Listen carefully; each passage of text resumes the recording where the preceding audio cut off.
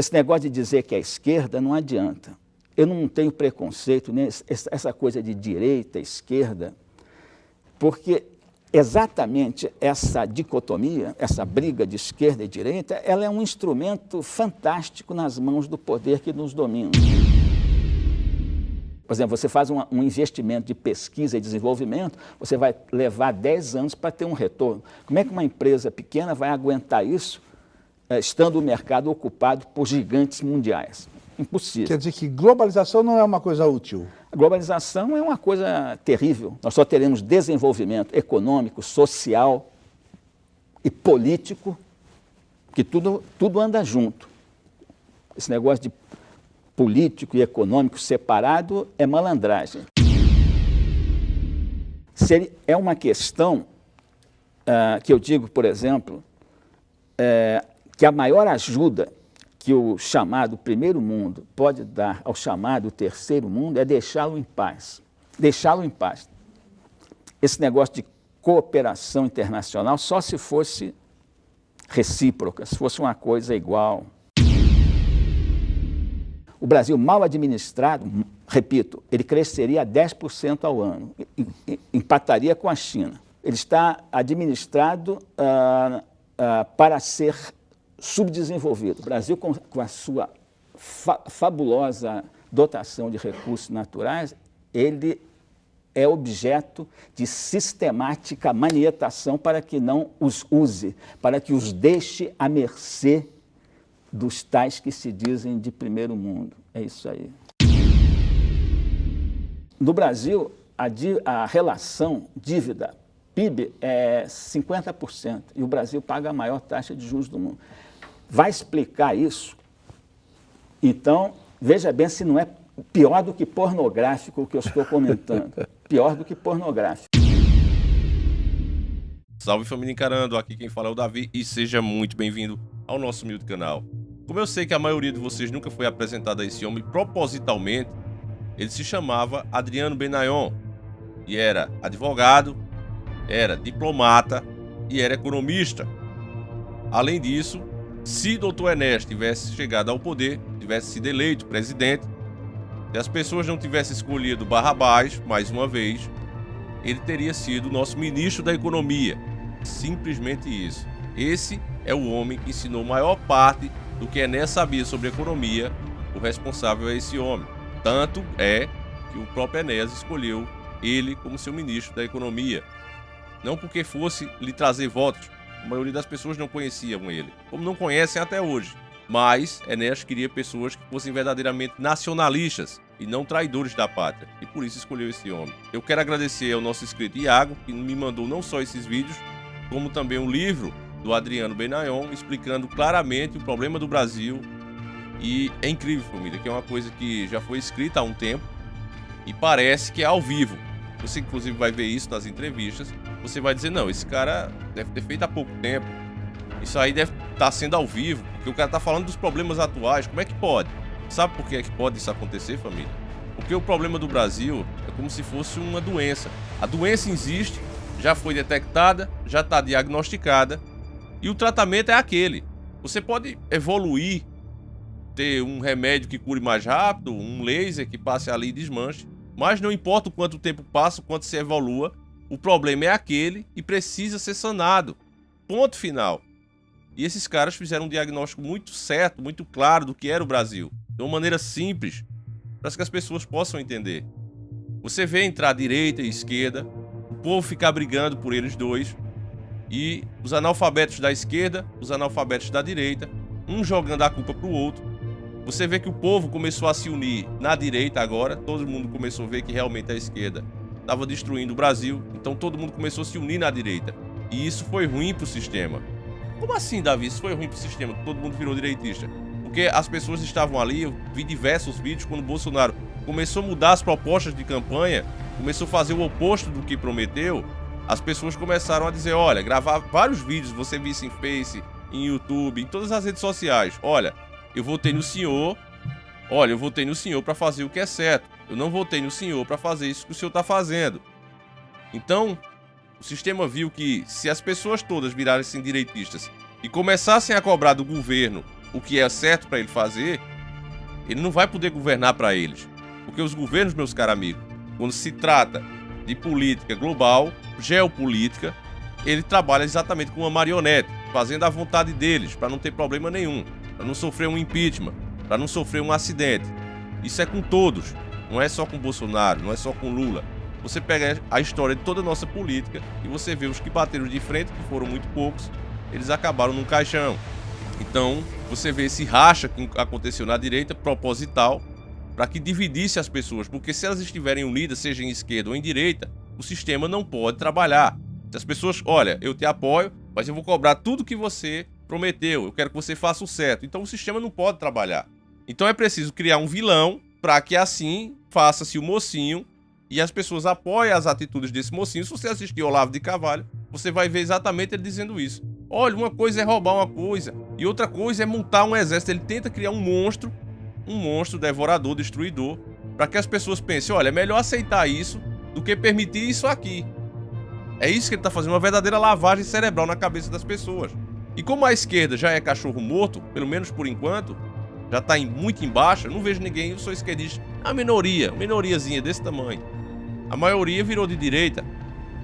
Então era preciso criar um monstro agora direitista. Olha, esses caras são isentões, esses caras estão traindo. Que é para assim, essa direita entreguista poder continuar entregando todo o patrimônio, mas isso sem nome do progresso. Agora eu pergunto, e me perdoe quem estuda economia e acha que sabe de alguma coisa, eu vejo as pessoas estudarem tanto e chegar aqui, olha, eu sou professor de economia, como é que você fala uma coisa dessa? E parece que as pessoas estudam para ser burras. Não conseguem raciocinar, elas recebem uma educação para de fato ser um entreguista e aceitar isso. Porque se você pegar o básico da economia, qual é o básico? Você investe em um lugar para ganhar dinheiro, você não investe para ajudar, não existe isso quando se fala em ganhar dinheiro. Você vê uma China, por exemplo, uma das maiores economias do mundo, quer comprar nossas estatais. Bolsonaro explicava, antes de se comprometer com o sistema, o que é que isso ia resultar. Como qualquer um que tiver o mínimo de raciocínio sabe. Ninguém investe para ter prejuízo. As pessoas investem para ter lucro. Então, quando o Bolsonaro vinha e explicava isso, ele era caçado, ele era perseguido, ele não tinha espaço. Então, hoje não, ele mudou o discurso. Não, olha, vamos vender porque nós não temos dinheiro, é o jeito mesmo de vender. Mas se já não tem agora, quando se é patrão, imagine quando se for empregado. Porque você pode trabalhar numa fábrica, você pode ser empregado de uma pessoa e sabe que o salário que você ganha não se compara ao lucro que o seu patrão tem todo mês. Da mesma forma, se os nossos patrões vão ser todos os estrangeiros, o normal é que os países deles fiquem ricos e os de nós cada vez mais pobres, porque somos os empregados. Quem chega de BMW não é um empregado, é o patrão. O fato é que você pega um governo da China que não cuida nem dos seus. Você tem lá uma das maiores economias do mundo e dentro dessa economia, boa parte do povo morre de fome, boa parte do povo passa necessidade. E as pessoas acham que um governo desse vai comprar alguma coisa aqui no Brasil que vai beneficiar o Brasil e não eles próprios, sendo que eles não cuidam nem deles mesmos. A mesma coisa com os americanos. Os americanos lá têm os seus vizinhos mexicanos que muitas vezes estão desesperados para entrar no país e eles querem criar um muro ali para os caras não poderem entrar de forma nenhuma. Então eles não ajudam nem os vizinhos e vão vir para cá ajudar o Brasil. Então, meu caro irmão, se você acha que eu estudo, eu penso assim, perdoe-me, mas você está estudando para ser um inteligumento. Você realmente merecia o nosso diploma aqui. Então, meu caro irmão, peço humildemente que você assista e preste muita atenção nesse vídeo. Se você está lendo comentários, se você está distraído, não assista o vídeo. Deixe para assistir outra hora, tá certo? Mais importante do que uma view é que você entenda. Postar esse tipo de conteúdo aqui, eu não tenho permissão para usar as imagens que eu vou usar. Eu posso levar um strike, posso até perder o canal por causa disso. Mas eu acredito que às vezes vale a pena correr esse risco. E por isso eu vou correr. Porque mais do que um canal, aqui eu quero que você realmente se informe. Então, se por acaso eu levar um strike, eu repostarei esse vídeo lá no nosso Telegram. Por isso que eu peço a você que nos siga lá. Não porque eu vá ficar postando vídeo direto, eu vou postar os vídeos sempre aqui. Mas o nosso conteúdo tosco, que o sistema não quer que vocês vejam, vai estar lá. E caso o canal venha a cair, nós podemos criar outro e avisar vocês por lá. Porque o YouTube, quando derruba um canal, ele não nos dá tempo nem de alertar os inscritos. Ele simplesmente fecha e apaga e já era. Então peço que você também nos siga lá. E agora, sem perda de tempo, pega o seu prato de macarrão com sardinha e vamos iniciar o nosso quadro.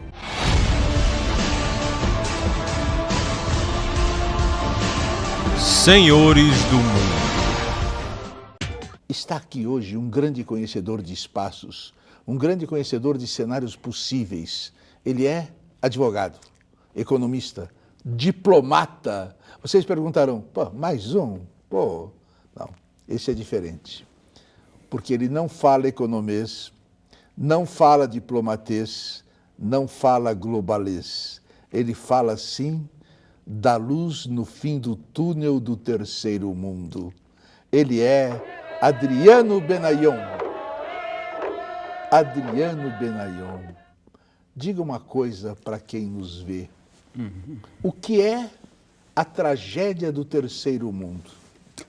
A tragédia do terceiro mundo é ter sido espaço de exploração por parte de potências centrais. Na realidade, não existe país que tenha se desenvolvido, que seja, portanto, desses que orgulhosamente é posto ali, chamado de primeiro mundo. Não há nenhum desses países que tenha sido objeto dessa exploração, dessa ocupação do seu espaço e, pior, da sua cabeça. Há que libertar-se do centro para que o próprio país se torne um dia centro. Você tem essa esperança? Essa questão do futuro não é bem comigo. E o profeta, a meu ver, o profeta é aquele que entende o presente. Agora, o que vai acontecer no futuro depende do que as pessoas façam, se entenderem, se tiverem entendido o presente. Bom, já que você está quebrando mitos, quebre também o de que o Estado é, por natureza, incompetente. Perfeitamente. Na maioria dos países que são hoje desenvolvidos, em todos eles, até os que se dizem os mais importantes símbolos da chamada iniciativa privada, em todos eles, é só pesquisar a história desses países e vai se ver que neles sempre o Estado foi preponderante na construção de uma economia próspera e diversificada. E o Brasil quer fazer exatamente o contrário. Está querendo privatizar tudo. Está querendo O que está querendo fazer o Brasil? Na minha opinião, o último presidente que o Brasil teve que tentou razoavelmente defender os interesses do país foi Getúlio Vargas. E foi destituído por pressão externa faz 51 anos. Mas e a ditadura, Getúlio? Eu não me preocupo com isso. Mesmo porque fala-se muito em democracia, mas para haver democracia nós temos que construir aquele equilíbrio social. O Maquiavel, todos já sabiam disso. Se você não tiver um bom número de ricos e de classe média, você não pode ter democracia. Se a riqueza for privilégio de meia dúzia, e no nosso caso é pior, porque essa meia dúzia cada vez é menos brasileira e mais estrangeira. É outro aspecto. Mas, de qualquer maneira, mesmo abstraindo essa questão do nacional e estrangeiro, se você só tem meia dúzia com toda a riqueza, toda a democracia que você puser ali é puro teatro, e teatro de qualidade não muito boa. Não? Você diz que não se incomoda com a ditadura Getúlio. Também não se incomodou com a ditadura militar? Por vezes. Traduza. Me incomodei muito no começo porque o primeiro governo militar foi transado por interesses estrangeiros. As transnacionais que haviam entrado com os incentivos absurdos do governo títere que surgiu após o Getúlio e depois também com o Juscelino, quer dizer, elas tinham entrado aí, começado a entrar em grande escala aí, e o que acontece com o governo militar? Rebenta-se com grande parte das empresas nacionais para que o terreno seja ainda mais facilmente ocupado pelo capital estrangeiro. Com isso, matando, torturando, Também. todas as coisas que a ditadura militar fez. Exatamente. Essa área terrível, chamada Fazenda e Banco Central, aquilo é o que se chama em francês uma chasse gardée. Qu'est-ce que ça veut dire? É uma área de caça reservada. Ali só caça o proprietário. É área reservada, né? Chasse gardée, quer dizer, caça guardada, né? Quer dizer, essa área chamada Ministério da Fazenda e adjacências, né? Secretaria do Tesouro, Planejamento, às vezes, né? E Banco Central, essa área é do poder financeiro mundial, anglo-americano. Isso aí, não sei se nem com o Getúlio ele conseguiu preservar totalmente disso. Mas vamos dizer tranquilamente, de 54 para cá, que essa área sistematicamente é ocupada por gente controlada de fora do país. João Goulart, não? Também, lamentavelmente também. Menos. Pode ser menos, mas, por Brizola, exemplo, Santiago Dantas, por exemplo, esse negócio de dizer que é esquerda não adianta. Eu não tenho preconceito, né? Essa coisa de direita, esquerda, quer dizer, é o que as pessoas dizem e são ideias. Você não tem preconceito entre nazismo? Não, nazismo é outra coisa, mas quer dizer, direita, esquerda, eu não tenho tanto preconceito. A direita não cai para o fascismo? Não necessariamente, como a esquerda também não necessariamente cai para os seus extremismos, né? Aliás, é um papo que eu gosto até de evitar, porque essa coisa, sabe por quê? Sabe por quê? Mas eu não evito não, sabe por quê? Porque exatamente essa dicotomia, essa briga de esquerda e direita, ela é um instrumento fantástico nas mãos do poder que nos domina. Agora, precisa entender isso também no espaço que é de outra dimensão, do espaço, por exemplo, da empresa industrial ou de serviços técnicos, por exemplo, né? ou financeiro, nos bancos. Quer dizer, é um espaço também em que você pode ter concentrações imensas de poder. Quer dizer, uma indústria, ou um grupo, ou um cartel, um oligopólio formado por algumas indústrias, controlando o mercado todo, explorando todo mundo da forma mais indecente. Explica aos jovens, então, o que é globalização. Globalização, no conceito atual, no conceito que está aí, é uma nova forma do livre comércio, que foi a doutrina britânica do século XIX. Porque naquela época ainda não as condições técnicas ainda não permitiam que uma empresa industrial, por exemplo, fosse produzir, fosse ser o dono do capital industrial em outro país. Então, o principal agente da periferização era o comércio. Então, teoria do livre comércio, né? Que é sempre feito pela potência dominante, porque ali o Estado faz engordar os privados, aí os privados deixam de ser privados, passam a mandar no Estado. Esse é o fascismo. Muito bem. A partir desse momento, estamos no imperialismo que faz coisas incríveis, né? Fez um saque na Índia e em várias partes do mundo absolutamente fora de série. Também está relatado nos meus trabalhos. Muito bem, então, onde é que nós estávamos chegando mesmo? Que até já me perdi. Globalização. Globalização, pois é. Então, atualmente, a globalização é uma, como é que eu vou dizer assim, é uma gazua que faz abrir todos os espaços. Por exemplo, propriedade industrial, então você fica obrigado a pagar royalties pelas patentes de tudo por anos indefinidos, não se deixa inventar nada no país, mesmo porque não há oportunidade, né? Porque com todo o espaço controlado pelas transnacionais, você não tem nem mercado para quem desenvolva tecnologia, porque você não tem empresas novas, locais, que possam adotar uma tecnologia que vá concorrer ou substituir essas que são as mundiais, pela simples razão que elas, tendo ocupado o mercado todo, não dão espaço para ninguém. Como é que você vai competir? Né? Por exemplo, você faz um investimento de pesquisa e desenvolvimento, você vai levar 10 anos para ter um retorno. Como é que uma empresa pequena vai aguentar isso estando o mercado ocupado por gigantes mundiais. Impossível. Quer dizer que globalização não é uma coisa útil. A globalização é uma coisa terrível. Nós só teremos desenvolvimento econômico, social e político, que tudo anda junto. Esse negócio de político e econômico separado é malandragem. Quem O senhor estivesse... acha que o poder sabe essas coisas que o senhor está falando? Algumas pessoas do poder devem saber. E atuam como? Atuam como profissionais. Como é que se chega ao primeiro mundo sem um avião para Miami? Quer dizer, fazendo aqui, nós podemos fazer aqui. É uma questão que eu digo, por exemplo, que a maior ajuda que o chamado primeiro mundo pode dar ao chamado terceiro mundo é deixá-lo em paz. Deixá-lo em paz.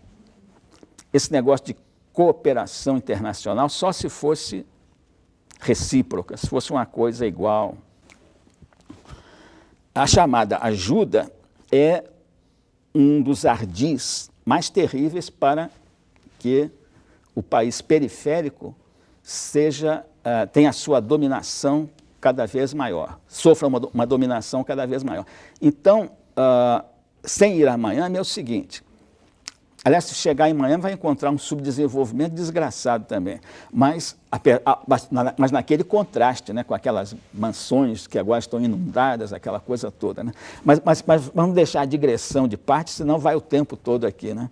Então é o seguinte, nós temos todas as condições, temos recursos naturais, os mais fabulosos do mundo. Eu diria o seguinte, o Brasil mal administrado, agora, independente da interferência externa, o Brasil mal administrado, repito, ele cresceria a 10% ao ano, empataria com a China. E como ele está bem administrado?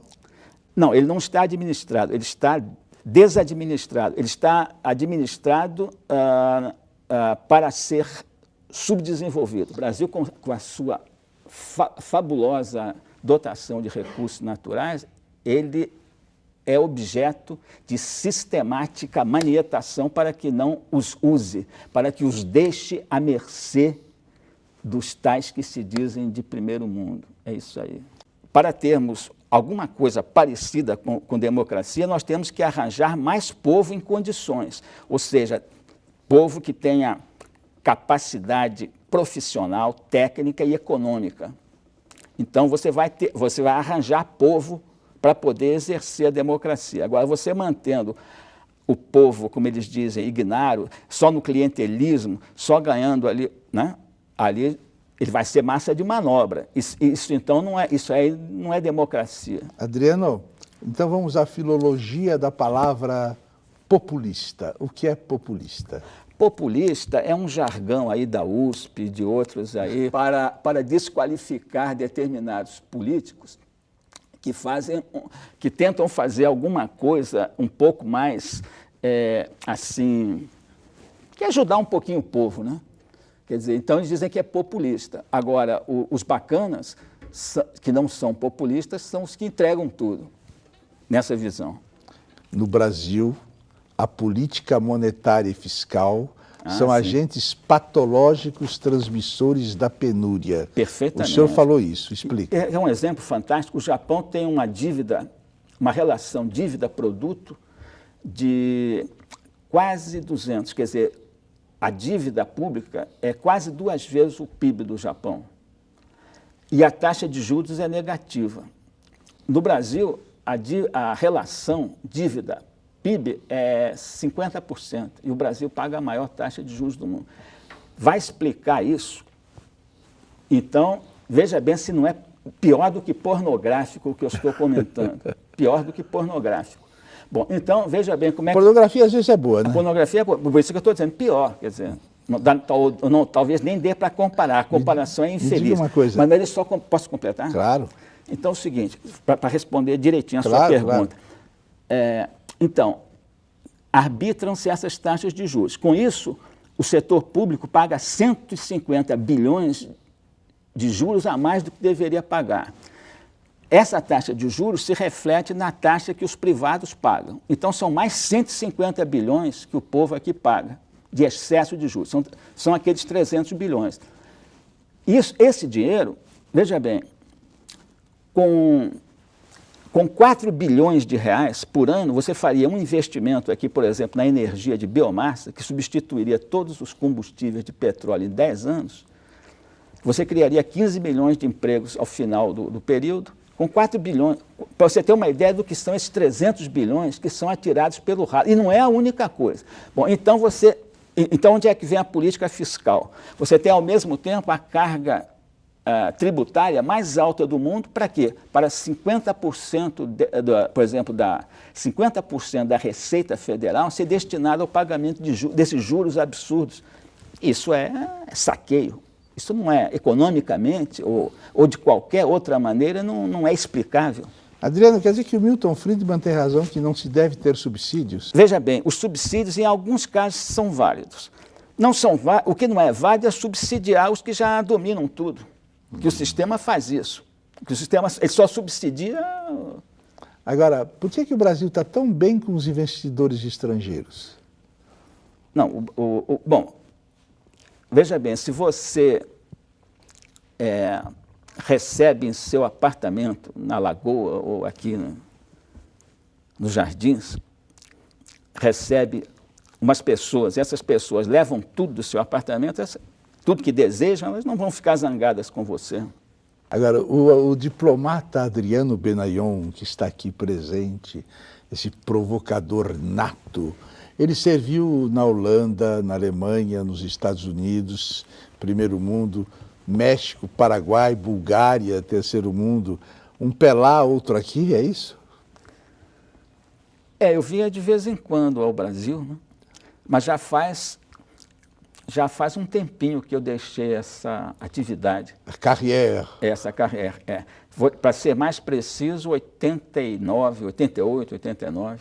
Agora eu vou dizer o seguinte, faz de conta que você não teve liberdade de falar alguma coisa na vida, agora, nesse momento, você tem a liberdade de dizer o que você quiser. Olha para aquela câmara e aproveite a sua liberdade, que você ainda não foi utilizado na sua vida. Digamos, não me deixaram falar tal coisa. Fala verdade. Lá. Vamos sempre manter a chama do desejo de lutar por nossa sociedade. Não permitir mais que ela continue sendo viciada e explorada da forma em que estamos. Vamos ser construtivos nesse sentido. Não nos deixemos enganar, por mais que a mídia, os professores e quem mais que seja, venha tentando justificar essas coisas que acontecem aqui e que não tem a menor justificativa. Tá bom? Bom, família, aí eu acredito que ficou muito claro, mais claro que isso é impossível. Tem muitas coisas para a gente explicar aí, mas, dentre tudo, eu destaco que o mais triste dessa situação total, como um todo, é que os nossos recursos não são inesgotáveis, tem um limite para isso. Homens como o Dr. Enéas, como esse verdadeiro ministro da Economia, eu considero assim, o Adriano Benayon, eles não viveram para sempre. Nós perdemos o Dr. Enéas e, infelizmente, também o Adriano Benayon, se foi em 2016. Cada patriota que fecha os olhos desse país é uma grande perda para a nação, porque são homens que estavam aí contra o sistema e que foram ignorados pela própria população e ainda, para piorar tudo, ainda continuam sendo ignorados pela população. Você falar com as pessoas desse canal, com esse 500 mil de inscritos, você fica feliz, porque a grande maioria sabe quem é Dr. Enéas, 99,9% sabe quem é Dr. Enéas, quais eram as ideias dele. Agora estão conhecendo o Adriano também, o nosso verdadeiro ministro da Economia. Mas você sai desse canal e vai conversar em outros canais por aí, você fica triste, você fica desiludido, porque as pessoas estão cada vez mais alienadas pelo sistema. Essa tática deles de criar um vilão sempre deu muito certo. As pessoas enxergam dessa maneira, olha, tem vilões e tem mocinhos, e eu preciso ficar no lado dos mocinhos. Mesmo que o mocinho do momento, que no caso seja o Bolsonaro, esteja propondo coisas que seja típico de vilões, como por exemplo essa da isenção de visto para chineses, indianos, as privatizações, vender tudo, inclusive as nossas fontes de energia, os nossos pontos estratégicos, tudo isso vai vender tudo. A preço de banana, na verdade vai ser doado. Ninguém para pedir uma auditoria da dívida pública, porque se paga tanto juro e de que se paga tanto juro. não explica isso de maneira alguma. E aí você vê o tempo todo se criar partidos liberais, vem aí esses jovens transantes como Kim Kataguiri, fala bonito ali, defende uma coisa que é boa pro povo ou outra, mas no fundo o que esses caras querem mesmo é entregar o Brasil na mão do sistema privado, porque eles fazem parte desse sistema, eles mamam na teta desse sistema, vivem na mão deles.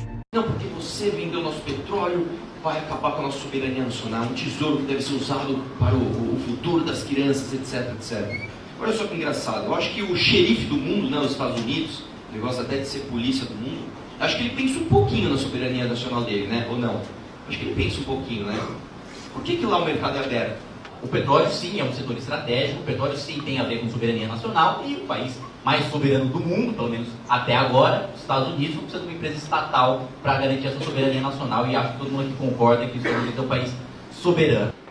Fala-se muito nos Estados Unidos aqui, mas os Estados Unidos, apesar de ser um dos produtores de derivados de petróleo e também ter algumas reservas de petróleo, ele não permite a exportação de uma gota sequer de petróleo. Vocês sabiam disso? Por que eles não permitem? Porque é estratégico. E eles são os maiores consumidores de derivados de petróleo do mundo. E o que eles querem consumir?